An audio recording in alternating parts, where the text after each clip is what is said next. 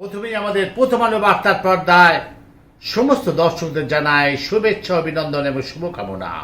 আজকে বেশ কয়েকটা প্রতিবেদন দেবো, তার ভেতর আজকে প্রধান হেডলাইন থাকবে এটাই: আলিপুরদুয়ারে প্রধানমন্ত্রীর মঞ্চ থেকে গর্জন করে উঠল সিঁদুর 2026 অভিযান। কারণ সামনের বছরেই বিধানসভা, সে বিধানসভার কেন্দ্রকে সেই চোখ রেখে, পাখির চোখ রেখে সেখান থেকে গর্জন করে উঠল সিঁদুর 2026 পশ্চিমবঙ্গে অভিযান। দেখতে থাকুন, আমি অমর চ্যাটার্জি। সিঁদুর 2025 পাকিস্তানে গুঁড়িয়ে দেবার পর, সেই পাকিস্তানের জঙ্গি ঘাঁটি গুঁড়িয়ে দেবার পর সেই আজ পশ্চিমবঙ্গে এলেন প্রধানমন্ত্রী আলিপুরদুয়ারে। তিনি সেখানে সেই মঞ্চ থেকে একদম গর্জন করে বললেন যে 2026 সিঁদুর অভিযান হবে পশ্চিমবঙ্গে, কারণ সামনে বছর ভোট। আমি আসছি মূল পর্বে।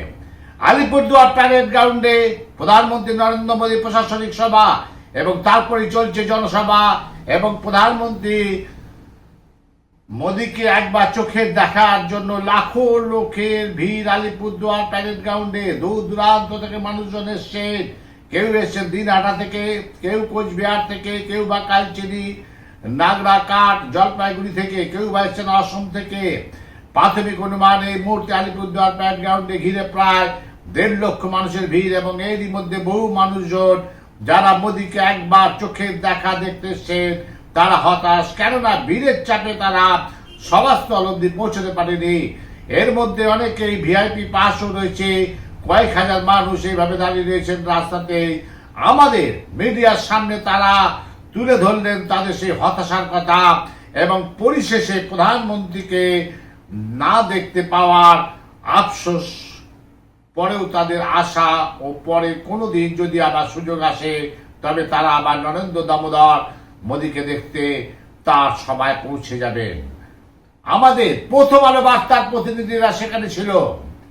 সেখানে সেই লক্ষ লক্ষ মানুষ, প্রথমেই দেখুন সেই দৃশ্য, সেই ভিড়, এবং যারা ঢুকতে পারেনি আমাদের প্রথম আলো বার্তার পর্দার প্রতিনিধির ক্যামেরার সামনে কি বলল সরাসরি শুনুন, আর এর সাথে শুনুন আমাদের দেশের প্রধানমন্ত্রী কি বলল সেই সিঁদুর 2026 পশ্চিমবঙ্গে হবে বিধানসভায়। সরাসরি দেখুন আমাদের পর্দায়। এইবার আসি, আজকে যখন আলিপুরদুয়ার গ্রাউন্ডে, প্যারেড গ্রাউন্ডে সেই যখন প্রধানমন্ত্রীর ভাষণ জন্য মানুষ, লক্ষ লক্ষ মানুষ আসছে, কিন্তু আজ সকালবেলায় আমাদের প্রথম আলো বার্তার পর্দায় আজকে সকালবেলায় সেই নিউ টাউন ইকো পার্কে সকালবেলায় প্রাতঃ ভ্রমণে আসেন প্রাক্তন সাংসদ তথা বিজেপি নেতা দিলীপ ঘোষ। প্রধানমন্ত্রী সফরে নেই দিলীপ ঘোষ। হ্যাঁ, এবার তাকে প্রশ্ন করা হলো।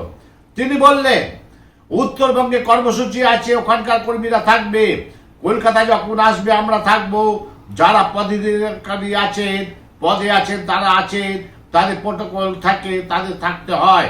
প্রধানমন্ত্রীর সঙ্গে আমি কোনো পদে নেই, আমি সাধারণ কর্মী হিসেবে এখানে যখন আসবে তখন যাব। সক্রিয় কর্মী হিসেবে নেই কেন প্রধানমন্ত্রীর সভায়, এই প্রশ্ন আমাদের প্রতিনিধি করল। তখন তিনি বললেন মাঠে সক্রিয় আছে দিলীপ ঘোষ, কর্মীদের সঙ্গে আছে, সাধারণ কর্মী হিসেবে সাধারণ কর্মীদের পাশে আছে। এইবার দেখুন আজকে সকালবেলায় যখন মর্নিং ওয়াক করতে বেরিয়েছে সে নিউ টাউনে, যেখানে প্রত্যেক দিন তিনি আসেন, সেখানে আমাদের প্রথম আলো বার্তার পর্দার ক্যামেরায় কি বললেন দিলীপ ঘোষ, সরাসরি শুনুন।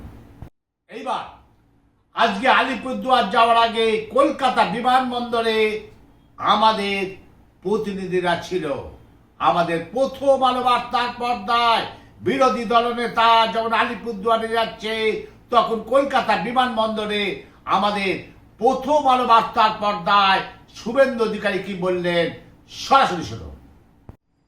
এইবার আপনাদের নিয়ে যাচ্ছি একদম উত্তর দিনাজপুর। ঘটনাটা শুনুন, আমি মূল জায়গায় আসছি। জাল মদের কারখানায় আবগারি দপ্তরে হানা, রাত থেকে ভোর পর্যন্ত চলে অভিযান।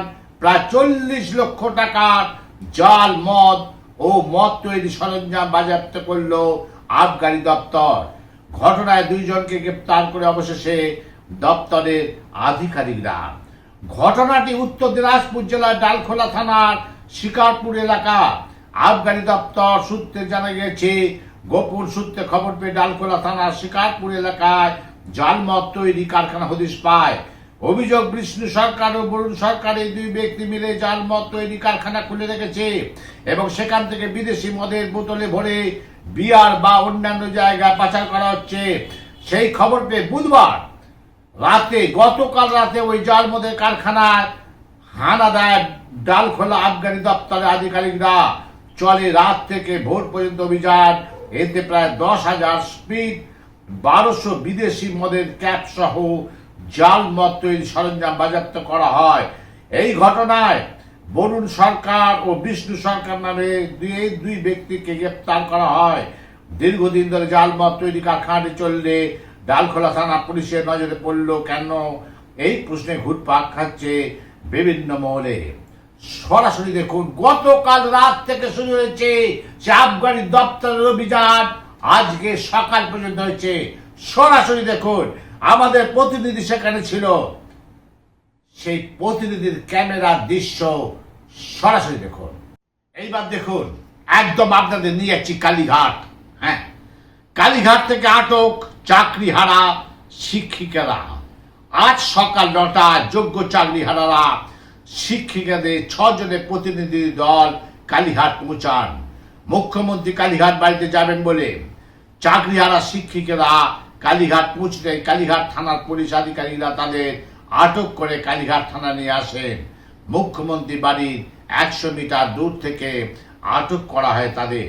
তাদের দাবি ছিল পুনরায় পরীক্ষা না দিয়ে আইনিভাবে তাদের চাকরিতে বহাল রাখা হোক। চাকরির বিজ্ঞপ্তি প্রকাশ করা হলেও বিজ্ঞপ্তি প্রকাশ করার আগে তাদের সঙ্গে কথা বলতে হবে।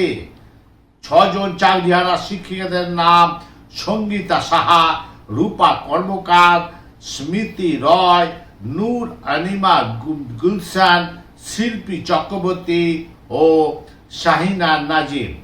আসুন, আমাদের প্রতিনিধি সেখানে ছিল, সেই দৃশ্য আপনাদের দেখাই। সেই 6 জন চাকরিহারা শিক্ষিকেরা কালীঘাটে যখন যায়, তখন কালীঘাট থানার পুলিশ তাদেরকে আটক করে এবং আমাদের প্রথম আলো বার্তার পর্দার প্রতিনিধি সেখানে ছিল। তারা কি বলল, আসুন একবার শুনে নিই। তাহলে দেখলেন, আজকে খারাপ ভালো মিশিয়ে সব রকম দিলাম।